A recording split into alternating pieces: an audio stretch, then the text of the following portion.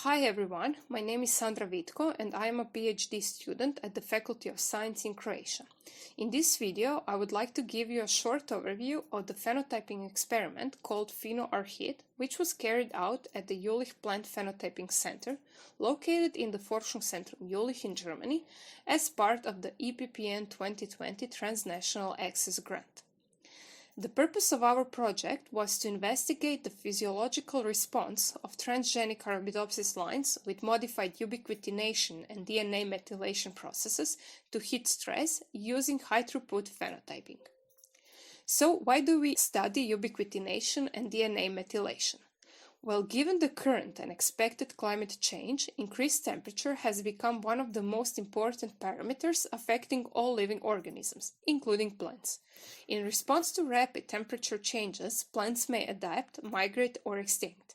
Therefore, it is invaluable to identify and characterize the complex abiotic stress signaling network that allows plants to grow and reproduce under the challenge of high temperatures. Under heat stress, the mechanisms that enable plants to maintain a balance between survival and continued growth are extremely important.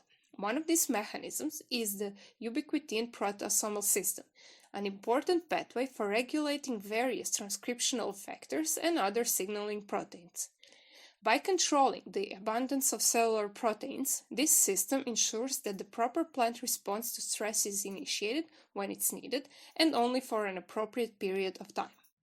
However, there is growing evidence that plant adaptation to heat stress involves not only post-translational mechanisms like ubiquitin proteasomal system, but also epigenetic regulators and small RNA molecules. In plants, the major pathway regulated by small RNAs is RNA-directed DNA methylation machinery, or RDDM. Several authors have established that RDDM is important for rapid transcriptional reprogramming during plant adaptation to environmental changes and stress conditions, but very little is known about its role in heat stress. So, how did we decide to do phenotyping? Well, stressful temperatures are thought to alter or disrupt metabolic homeostasis of plants, resulting in various molecular, biochemical, and physiological changes. All these changes affect plants' development, reproduction, and productivity. Therefore, we wanted to conduct the experiment in a system that would allow us to closely observe and analyze morphology of transgenic Arabidopsis lines under the heat stress. In the end, we would like to thank the EPPN 2020 Transnational Access Grant for the financial support.